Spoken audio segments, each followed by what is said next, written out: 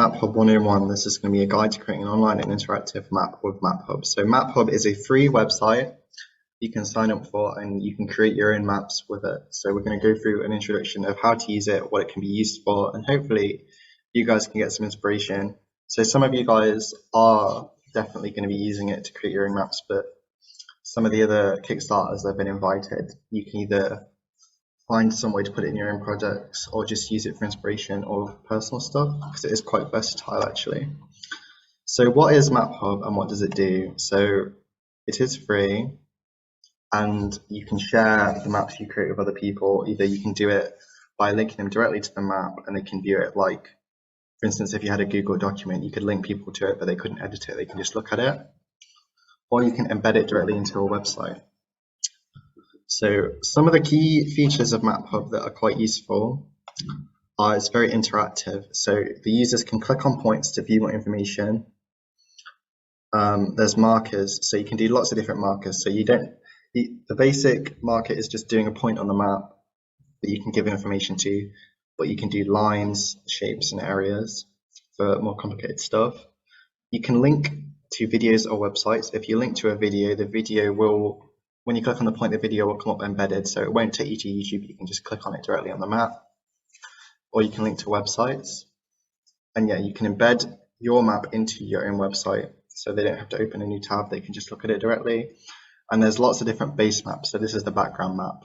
So you can either use like the simple maps, you can use satellite maps, aka the aerial photos that are photorealistic. There's a couple of different ones like bike maps that have bike routes, and transport maps and topography maps. So first of all, what have I been using Maphub for? Because I've already used it for a couple of different projects. The main one that I'm sure most of you are aware of is the Mega Walk. That was there's two versions that are Maphub. There's the one you can see in the bottom left corner, which is a bit simpler, and then there's the more detailed interactive one that I'll show you in a second. There's the Cover Shop Local that was mostly during the Mega Week, where people could go to the shops that volunteered to be included and get deals. And this was a way for people to discover what local businesses were in Cover and what they were offering. And then quite a while ago, we did some surveys and presented them to the council, and part of that was, well, there were a couple of different ones, but the example here is people listed their favorite places in Whittick. So I used Maphub to point out those places and tally them up to give a quick visualization of data, so people can look at the map and quickly say, oh, okay, Mount St. Bernard Abbey is quite popular, Holly Hayes Woodland has 41 votes, so it's most popular, and stuff like that. So I'll just quickly go directly onto Maphub and show you guys an example of the map. So this is the online version of the Mega Walk that's more detailed. So as you can see, there's the base map in the background, which has stuff like written on it already. So it has Whittick Cemetery, Whittick football pitches, names of the roads, and then some key things like hotels, petrol stations. So as an example, if you click on any of the points on this map, like Cover Clock Tower, it can bring up a picture. There'll be a short description for people to read. The text does get a bit compacted, but once you zoom in, it all goes out of the way, so it looks better. So yeah, here's another example, something with a short description. And then some places also have videos, like Stevenson's College. You can just click directly on the video to watch it in the map. And also places like the new leisure centre that's been put on the map, you can click on that link there and it will take you straight to the council website that has more details. And there's lots of places with websites that you can click onto.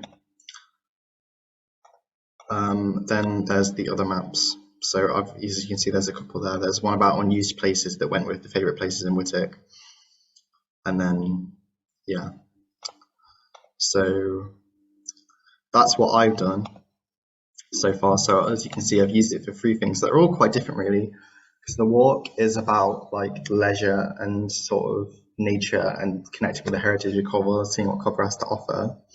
Then something to showcase our local businesses and get those more interested, and then a way of presenting data in a way that's a bit more, if you know Whittick, it's probably more useful to look at a map and see, okay, people like to go to the woods, or people like to go to the abbey, or people like to go to the church than it is to just see a bar chart and with a bunch of names and numbers on it. So you can, so if you know, you can immediately go, oh, okay, I know High Hayes Wood. But there is a question of what can you guys do with Maphub, because obviously some of you guys are going to be working on walks, especially the guys working with Swanington Heritage, but there's a lot of different ways to use it. So I do have a Jamboard link ready for everyone to join, so I'll quickly put that in the chat for the Zoom room, and everybody can join in there. So again, if you're on mobile, Jamboard isn't perfect on mobile. It can be a bit complicated to use, and you can't shrink down your sticky notes. But if everybody could join the Jamboard and add on what you can use. So just to help with ideas, we do have the possibility thinking table. You can try that and try and see as many ideas as you can. So just put on, you can put on a sticky note with an idea. So here's an example of Coval Mega Walk.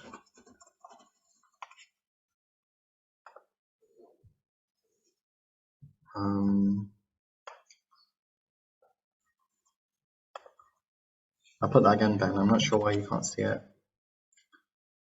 Oh, it's going to Harry. Okay, that's annoying. Whoops. I didn't know that's how Zoom worked. Okay, I didn't know that's how it worked. And if I accidentally sent this link out to the wrong person earlier, here's the link to Maphub itself. So yeah, hopefully everyone can see the Jamboard link now.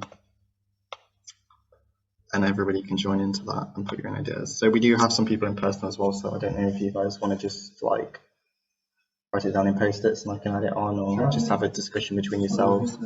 So I do welcome you guys to unmute and either have discussions with each other or just give ideas to me so I can put on for you.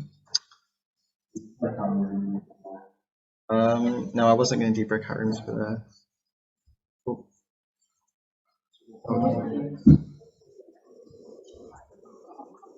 Yeah, if you can't get on Jamboard, just put it into chat, and I can put it on for you. Hold on, because it did just say that Harry wanted to join in, and I don't know where that notification has gone. I didn't know how to add it. Oh, okay. If that's what's happening, thank you. So we have got some idea from.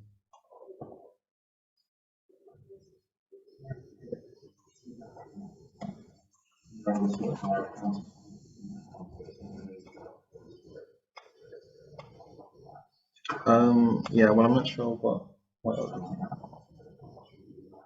Graph Commons does like network maps, but that's something different. Oh, is it on view only mode? That would be my bad. This is why I'm testing it with you guys. That would be what? Be my guinea pigs for this, because I've never made a Jamboard before.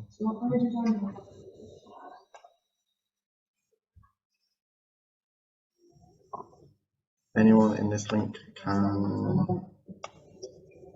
Okay, editor. Right, thanks guys. I swear I did that already, but yeah, that's a great idea. So you can map the bike trail.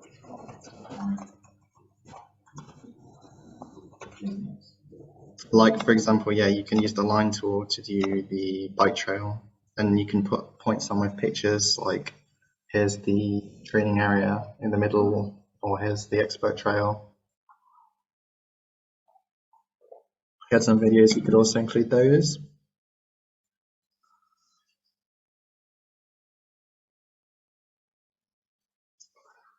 Future goals, yep. And some ideas from the people in the boardroom as well. Oh.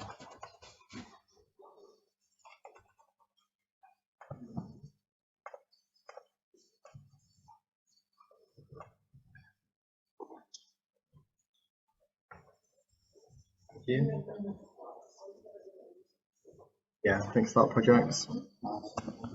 So yeah, it can be helpful to think about how guys Obviously, I don't know exactly what everyone's doing, especially the Kickstarter 2 people. But try and think: is there a way you could sort of insert this into your own projects? Yeah, fishing.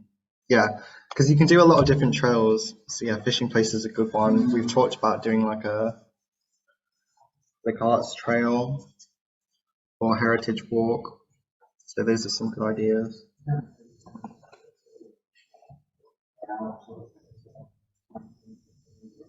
Yeah.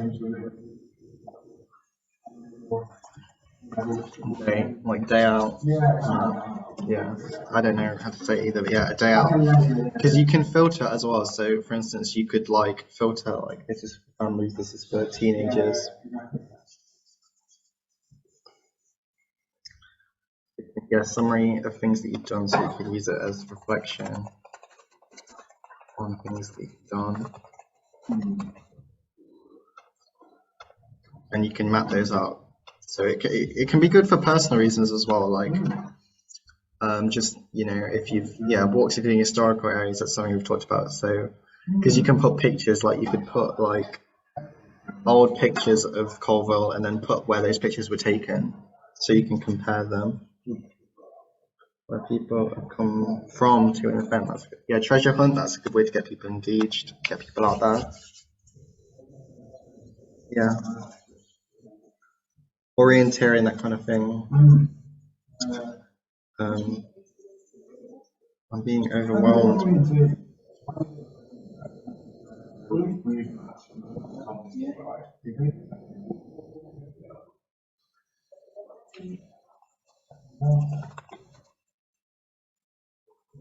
Where people have come.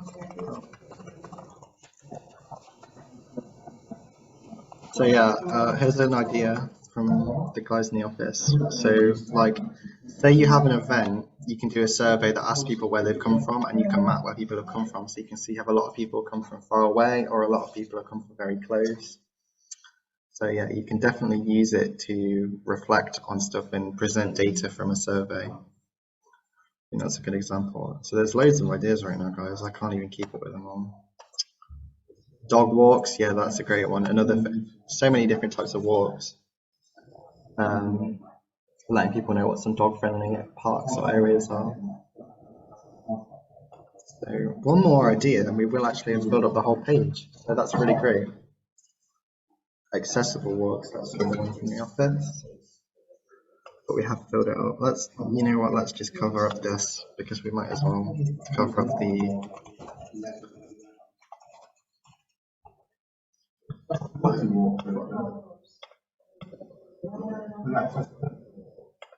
Yeah, I've just put that on.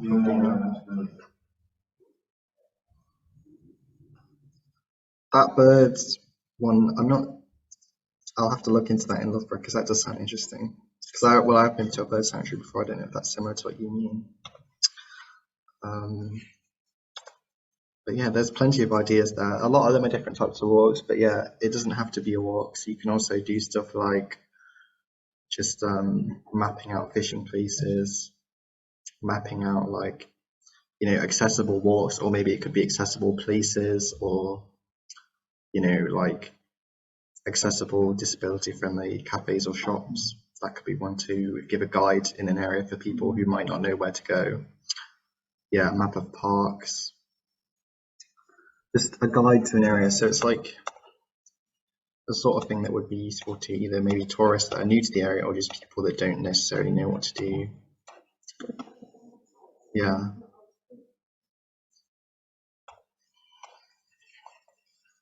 You could do a photo map. So a lot of cameras, there's another feature of Maphub where if you upload a photo directly and it has location data on it, which a lot of phones do now, or especially cameras, it will automatically take that location data and put it onto that place. So for instance, one of the photos I took for the map, I took at Hermitage Lake, and when I uploaded it, it automatically placed it where I'd taken the picture because the location data was included in the file. So if you've gone out and gone on a day and you've gone out and done a lot of photography, you can just upload this straight and that will just go straight onto where they were taken. And obviously, Yeah, exactly. So it can be kind of like a journal, or like if you've been out and you're just taking pictures of like a walk or whatever, they can go straight on. But yeah, that's loads of ideas, guys. So I think that's probably enough, even though, yeah, Dean is not quite satisfied. Yeah, you could use it as a Kickstart journal, or for instance, maybe those guys that think I've seen Coral Can could say, here's a map of where all of our Kickstarters have been working to show that everyone's been working around Coral. Leaflets and guides. Yeah. So I'd say that we've done a really successful Jamboard there. We've got loads of different ideas. So hopefully you guys can think of some way to put that into your own projects, or just something personally, because there's loads of options there. And the thing about Maphub is it's quite user friendly, so it can be easy to do something like this. Obviously, if you want to do something a bit more complicated, it will take a bit more work. But if you just want to put a bunch of points on the map and put pictures on them, that can be really easy. So we're going to go back to the presentation for now, and we're going to talk about how to actually use Maphub. So I will say, like, if you've signed up for Maphub and you have an account, feel free to keep a tab open with Maphub in it so you can get your own hands on it, because that's the sort of learner I am, where I don't just like to read, okay, this is how you do it. I like to use it myself. So when you create a new map, this is what you're going to see. And on mobile, it is very similar. It's just a bit smaller. If you see, you can click on these arrows and they'll bring out this tab, make it bigger, or you can make it smaller if you just want to see a certain section. So in the top left corner, there's your toolbar. So it has the search function, which is pretty self-explanatory. For instance, you could type in Colville and it'll come up with Colville, Leicestershire, and then all the other Colvilles that are in the world, because there's quite a couple of them, because Colville isn't the most original name. But and then you can go straight to that, or you can just zoom in and find it manually. And then the general cursor's there, so that'll let you click on whatever you want to click on. And then multi-select is, it's like, you know, when you drag, you can select multiple things at once. So that's useful if you want to delete a bunch of things or move a bunch of things at the same time. So point, that will create a point like that was on the map with this kind of Google Maps-y looking pointer. You can draw a line, so that's good for the walk. Like if I wanted to do, okay, down Ashby Road and then up Hugh Hill. You can draw a polygon, which is like a line, but it will have the area in the middle highlighted. So a good example of that is, for instance, if I wanted to say, okay, here's Colville Park, I could draw a line around it and it would sort of fill in the area. Label, that lets you do the text. So there is a bit of a trick with the text, because like I said, like I kind of showed, you have a lot of points that are close to each other and you zoom out, the text will kind of mingle together. So the way I like to do it is putting the text underneath the point kind of keeps it anchored when you zoom in and out. And then image, that is what you want to use if you have an image with location data on it, because that will create a point with an image in it already. So yeah, I'm just going to go into the map quickly and just have a quick play around, because I think it helps to see them in person a bit more than just me talking. And again, I encourage you guys to kind of do the same and have a bit of a muck around. So I can click and drag. I just create a couple of points here to show, so you can then select whichever one, or you can select them all.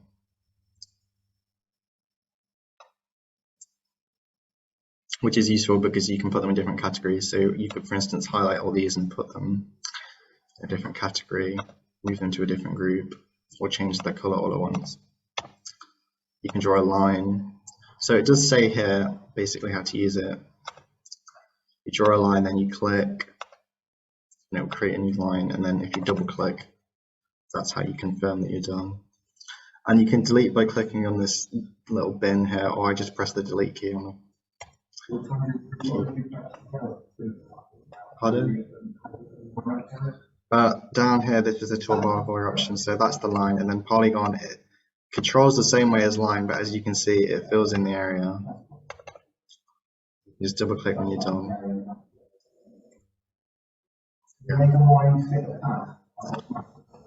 Not automatically, you do have to do it manually, but you can zoom in and get it quite accurately if you need to. And then, yeah, text.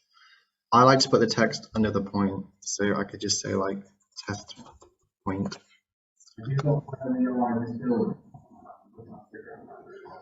I can put that on if you want, but yeah, as you can see, it does kind of, if you zoom out really far, they bunch up, but when you zoom in, because if you put it above it,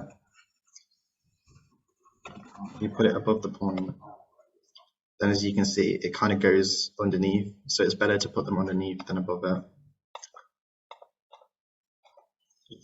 I'll leave that quickly. So there's a message in the chat, just take a quick look at that. All right, Caspian. Okay, that's fine, yeah. If there's a bit too much screen time in one day because you've been on Zoom earlier, so don't worry. So that's, and then the menu that comes up when you select a point, we're just going to go over that quickly because there's quite a lot of options for this one. So I'll just zoom that out quickly. Obviously, you can title it. So the title is different to this text, so I can put in whatever I want here. So let's, what Matt was saying, can we talk about where we are? Because we are, I believe, yeah, this is where we are in the office. This is where we are. And then I can just say, like, I'll just link that to FC as an example of what you can do.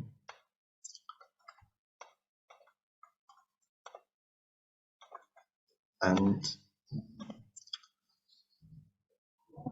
yeah, sorry if I'm going a bit quickly, but that's just how I am. So yeah, now I've just put in, so I've put in some basic details. So as you can see, when you click on it, the title comes up in bold and the description, and you can make the description quite long and it'll expand to fit. And then you can link it, so when people click on the title, it'll take you to whatever you link to. Or you can put a video there, I don't know. And then you can add an image. So I'm not going to click on that because I'm on Dina's computer and I don't want to be scouring through her files for a picture. But again, that's simple enough. You can just click on it and click on whatever image you want. And it will just show up like it does on the other maps that we have. Where it'll just pop up with the text.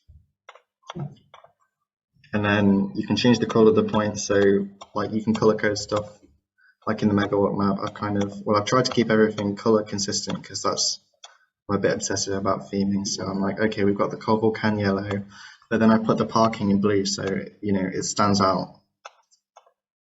So you can do what you want with colors. There's a bunch of presets, but you can put in your own color, which is you can link to like a Google document. You can't put a document straight in it. Yeah, you can do custom icons as well if that's yours. So yeah, there's a bunch of icons here. Like you can say, okay, office, this is building or small building. And then, you know, example, again in the megawatt, I've got a couple of different icons that I've been using, like the trees to represent parks and nature, walks. Historical stuff is this kind of grand Greek looking temple, which is maybe a bit of an overstatement, but okay. So again, you can add your own icon. So again, I'm not going to go through Dina's computer, but if you do want to add an icon, it won't like, I thought at first that it would do like, you know, this teardrop shape and then it would put your icon on it, but it completely replaces it. Yeah, so if you do want to have like something similar to this, but with your own custom icon, you will have to make the teardrop. Yeah, it's good to use a PNG or something with a transparent background as well. It does say that, I think.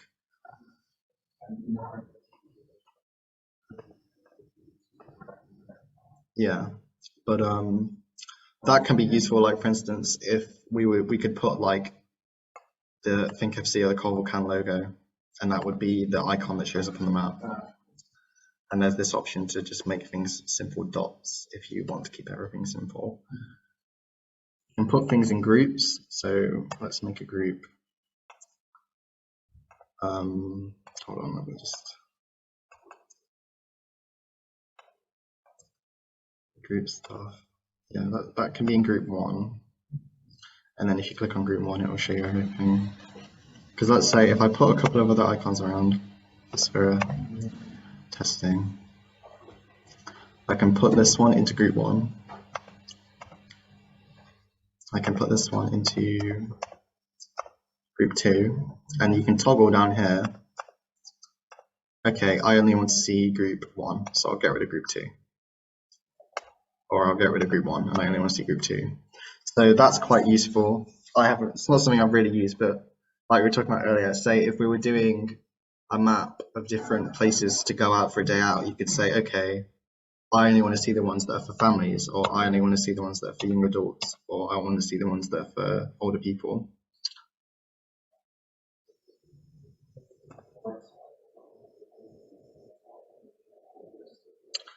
And then coordinates, that's like pretty self-explanatory. You can just put in latitude and longitude. Obviously, I am sure a lot of you guys aren't just going to be like, okay, I know the latitude and longitude of whatever point I'm putting on the map. But say if I wanted to do like Memorial Square in Colville,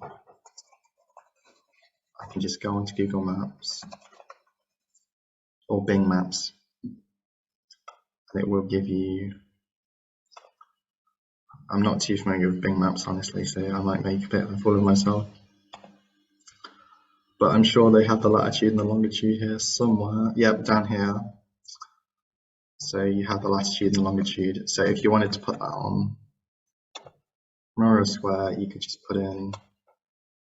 Hold on, I'm not going to edit that one, or I'll look up things. You can just copy. It's a bit awkward because the zoom menu is in the way on my screen. Yeah, and that's moved that point on that axis, and then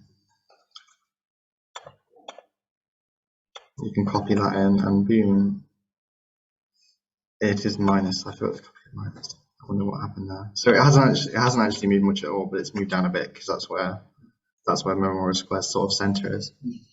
So that is the menu that comes up when you click on a point. So there's a lot of options there, as you can see.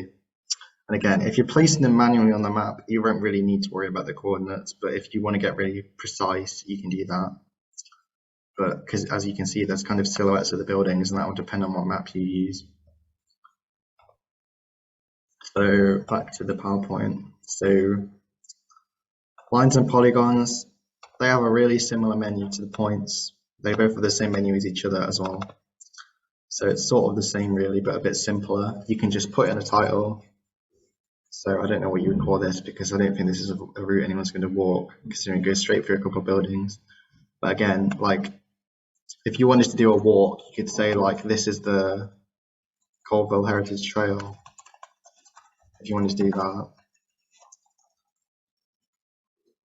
and you give that a quick description of blah blah blah blah blah blah, and then you could link to maybe a website, and again you can put an image that will come up. You can change the color of the line. It's good to have like, you want it to stand out. So if I make it like the same sort of yellow as everything else, it doesn't really stand out. But obviously if you have it as dark blue or green, it'll stand out. And again, you can put this in group 1 and say I only want to see group 1, or I don't want to see group 1. And then instead of having latitude and longitude and stuff like that, it just has the length. So this can be quite useful for, say, you know, if you want to just find out how big something is, you can just draw a line on it. Like for instance, Colville Park, they have it says their trail, the jogging trail around Colville Park is 400 meters. So let's have a quick look and see how accurate we are. We just very quickly go around this.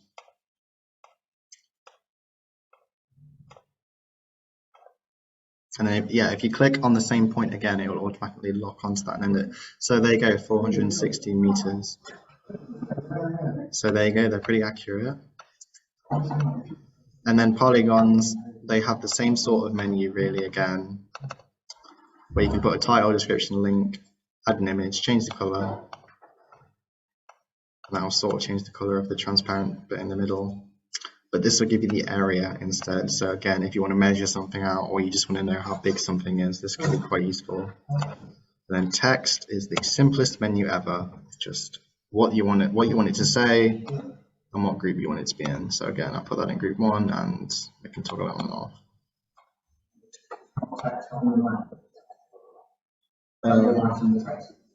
Yeah, that says new item.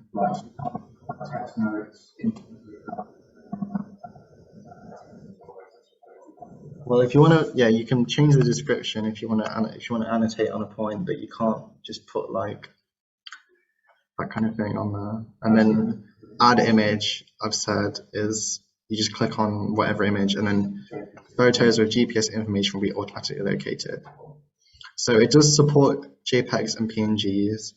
So I have had a bit of a problem where my phone, when I upload pictures, they are .heic, but you can usually find, like if you just Google HIC to PNG converter or whatever, there's free websites that will convert pictures from whatever to whatever. And if you know Photoshop or you know something like that, you probably know how to do that yourself, because I certainly don't know how to use Photoshop.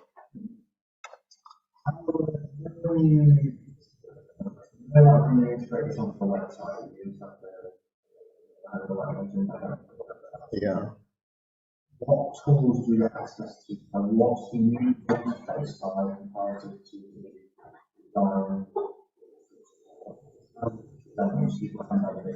Well, I will cover that shortly, but again, there's some settings there that I don't fully get. So maybe if you know what you're doing with HTML and stuff like that, you can do that.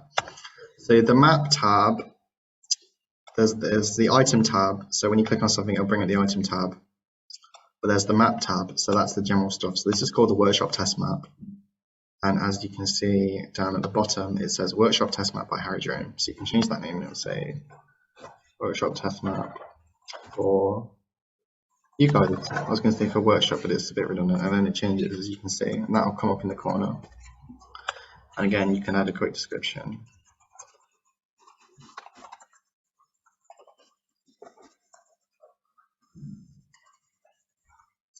And then you have some settings, so you can say you can view this map. So I've set it to public.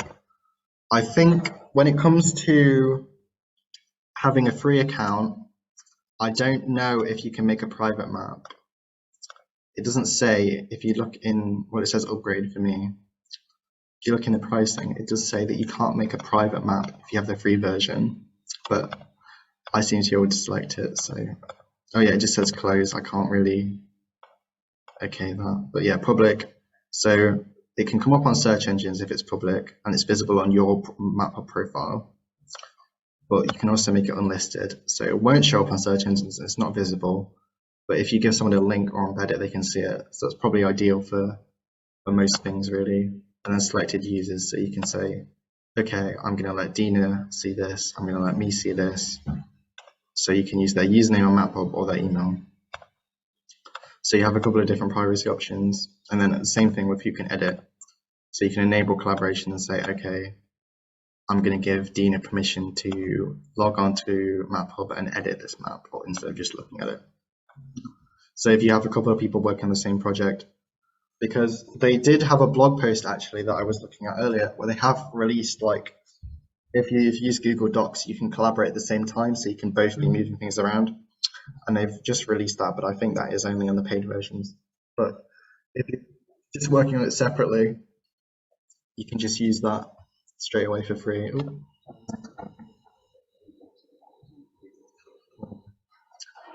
And then you can have a version history, so you can look at the previous versions of your map if you saved a different version. So say you accidentally delete everything and you go, oh my god, I just ruined everything.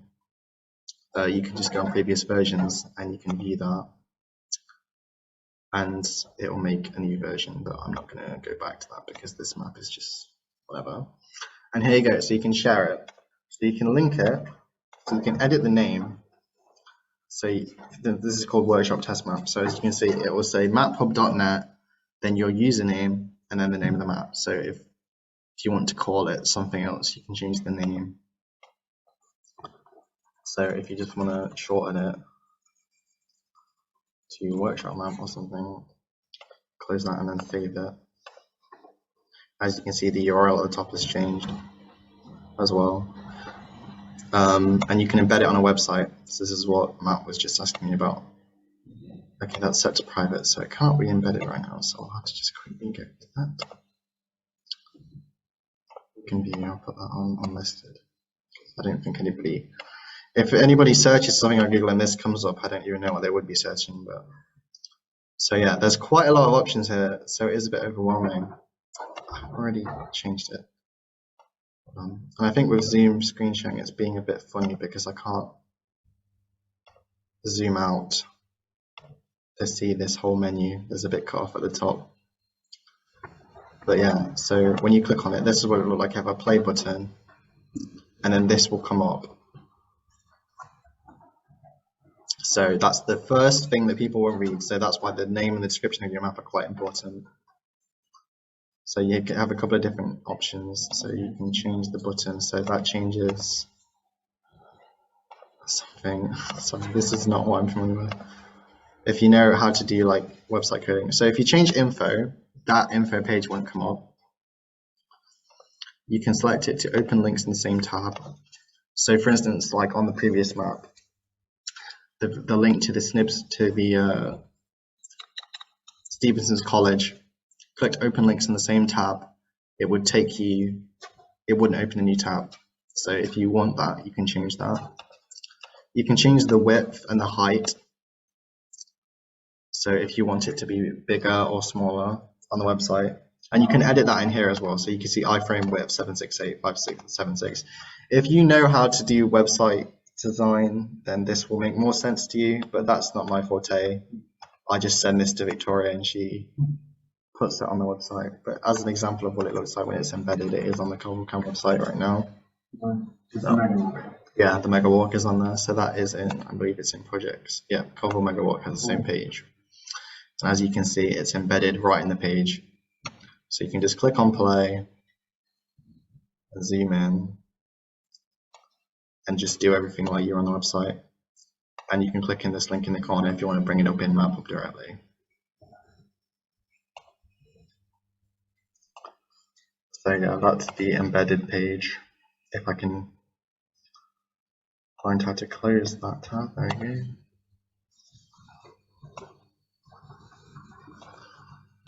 So what?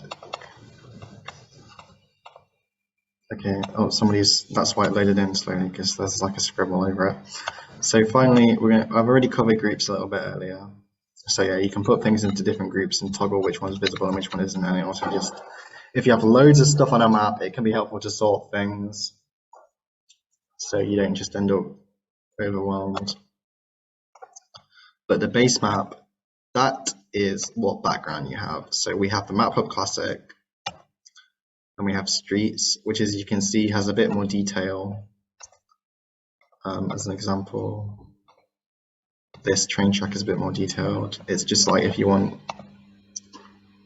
and the Snibston, as you can see, it's highlighted in much more detail. You have outdoors.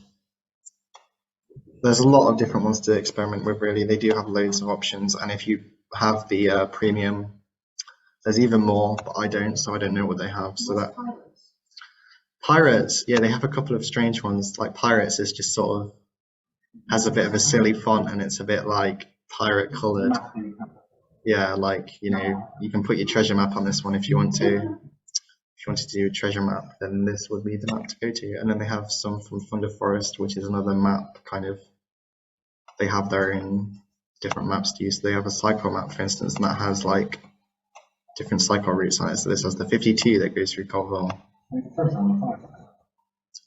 There's no treasure right now, but I mean, I don't know, maybe the Maphub people have put in some, I don't know. There's landscape, there's transport, and then of course there's satellite maps, so if you want to have like a photorealistic overhead view.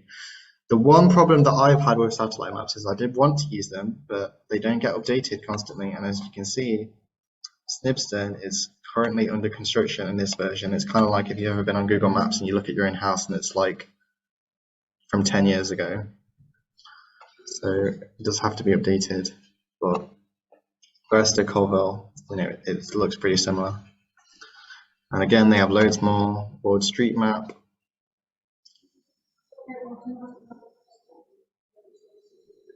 Yeah, I don't know how often they update them. I assume they don't because it's quite a lot of effort to take photos everywhere. It's like, again, with Google Maps, like some places it will use the same stuff from 2005 and some places it will be updated every year. I imagine if you're in London or something, it probably gets updated quite a lot, but we're not the jewel of England, so we aren't the focus. The National Geographic World Map. So some of them aren't really ideal because this is supposedly a world map, but I think this is for when you're zoomed out really. And then the USA topographic map, obviously that's America, so it doesn't have any data for England, but there's still plenty. And then finally we have, well, Matt was interested in these earlier. I don't know why. If you want like a really dark theme or a really light theme, you can have these. And then Open Topo Map has like if it loads in, it has like a kind of, you can sort of, hold on, I'm trying to zoom in on the trackpad and it's not working. It has like, if you can kind of see, it has like these kind of shades where you can see like the rises and dips in the ground. Yeah, that's the word, gradients. So it has the high gradients in it. So yeah, there's a lot of different ones you can use here. It all depends on what you need really. So like, for instance, the Megawalk I think uses outdoors because there's a lot of outdoor stuff. So it shows like the foresty areas and like these walks around the lake and stuff like that. But again, yeah, it just depends on what you need for what you're doing. So yeah, I've said already, I've kind of encouraged you guys to just have a go doing what you can, just looking about and putting all the features on and just getting hands on with it. Because yeah, I've said I don't like to just sit there and listen to people, even though I have just ranted at you for I don't know how long. But if you just want to get your hands on it, because we do have a sort of task to do, just to get everyone practiced. So I thought, okay, what's something we can all do? You do community asset bingo. So see if you can fill this in and then put those points on a Maphub. So you can do it either where you live, or you can do Colville, or you can do something else, and just say like, okay, like I should have made an example of these. I think probably for Swinington because that's where I live, or for Colville. But yeah, because there's a lot of opportunities to use different tools here. Like if you take the bus, you can do a line. Okay, this is where to work or whatever, and then you can draw like, okay, I really like Colville Park, so I'm going to put that on my map and draw a polygon around it and say, okay, this is Colville Park.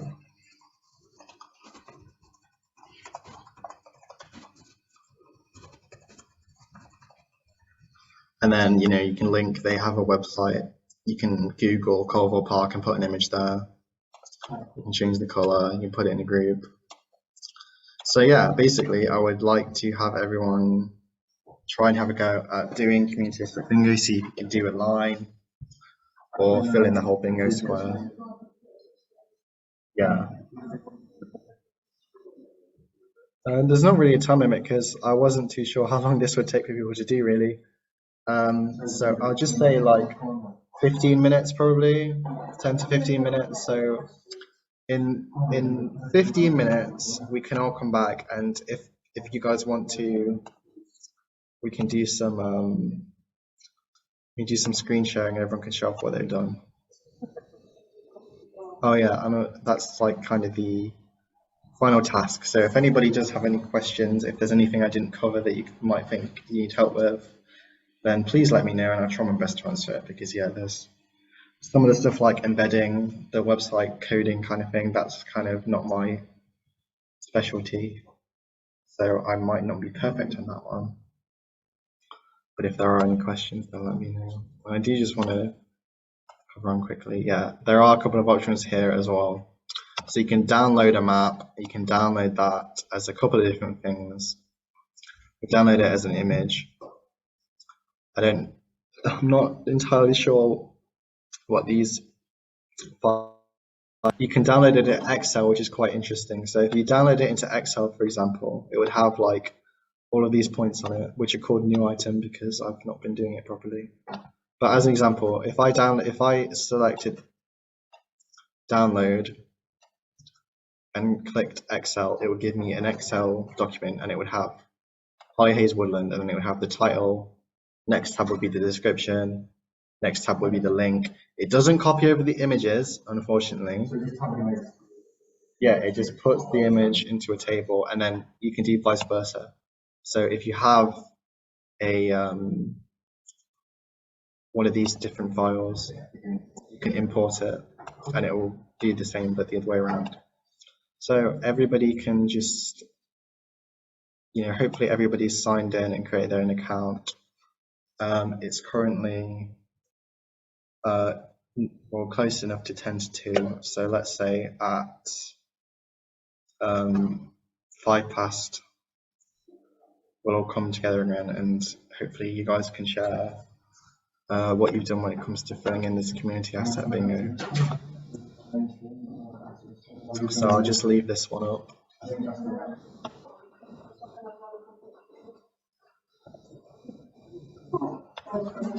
So yeah.